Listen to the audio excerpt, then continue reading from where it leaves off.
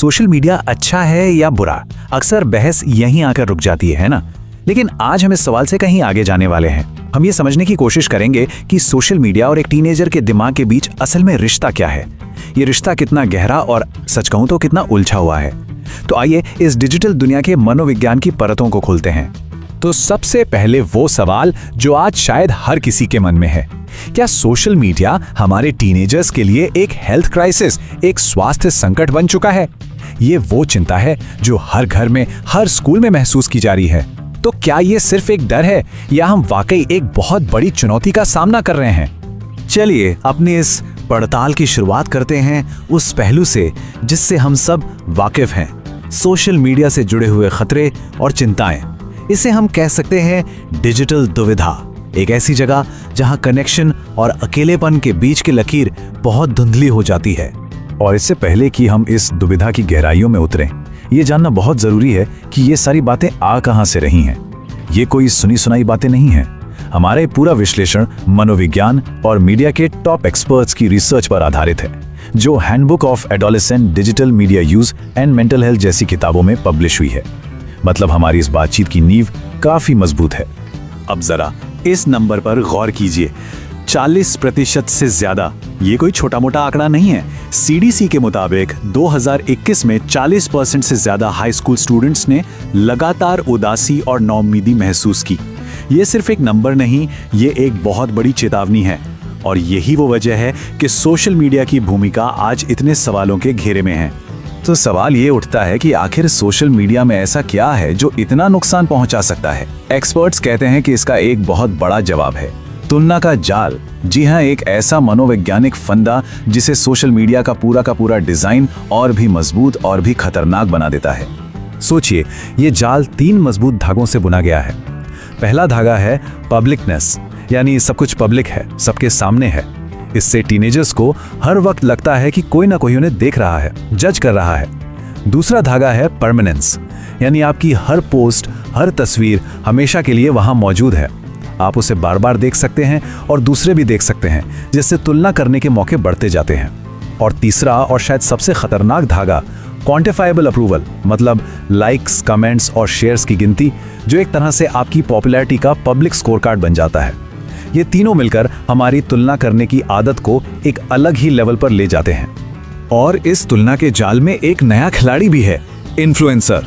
देखिए, पहले के जमाने में फिल्मी सितारे होते थे जो हमें दूर के लगते थे, जिनकी जिंदगी हमसे बहुत अलग लगती थी।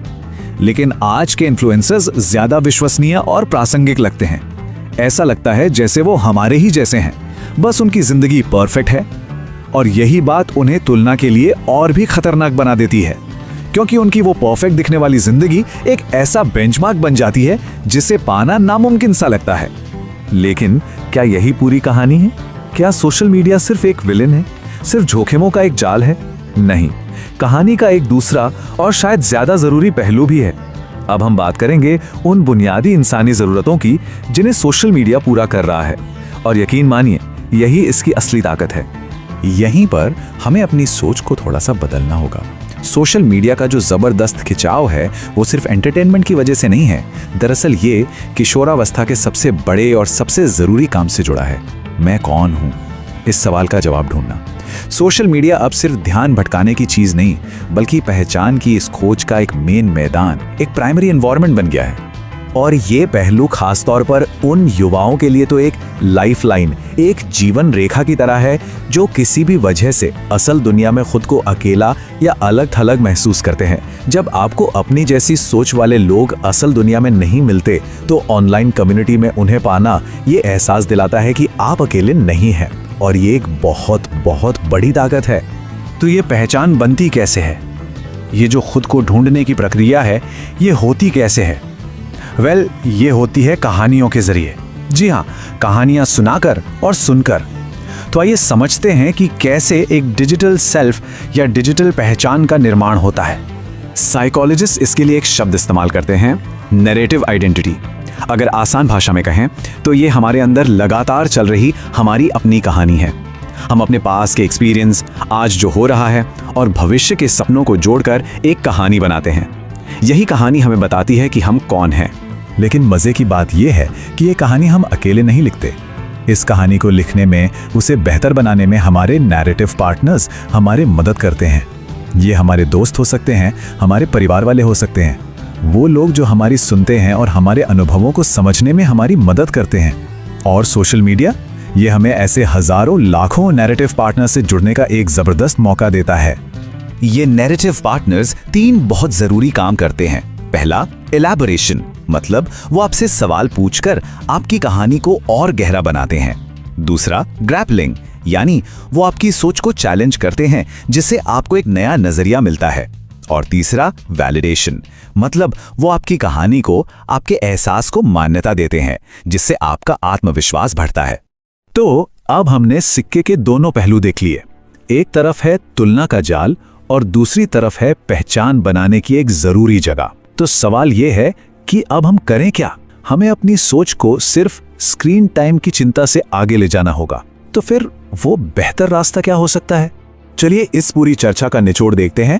असली जोखिम स्क्रीन पर बिताया गया घंटा 2 घंटा नहीं है। असली जोखिम है वो सामाजिक तुलना जिसे ये बढ़ावा दे सकता है। और असली फायदा कोई ऐप नहीं है, असली फायदा है पहचान बनाने का वो जरूरी काम जो यहाँ होता है। सोशल मीडिया हमें नैरेटिव पार्टनर्स ढूंढने की एक जगह देता है। तो हमारा लक्ष्य स्क्रीन बंद करवाना नहीं, बल्कि टीनेजर्स को यह सिखाना है कि वो ऑनलाइन अपनी कहानी को एक पॉजिटिव, एक रचनात्मक दिशा कैसे दें। तो आखिर में मैं आपको बस एक सवाल के साथ छोड़कर जाना चाहता हूं। क्या हो अगर हम स्क्रीन टाइम के बारे में चिंता करने के बजाय स्क्रीन के अर्थ के बारे में पूछना शुरू करें? मतलब आज तुमने फोन पर कितने घंटे बिताए की जगह अगर हम ये पूछें, आज तुमने ऑनलाइन ऐसा क्या देखा या किया जो तुम्हारे लिए मायने रखता है? ये सवाल में एक बहुत छोटा सा बदलाव है, लेकिन यकीन मानिए ये हमारी पूरी बातचीत का नजरिया बदल सकता है।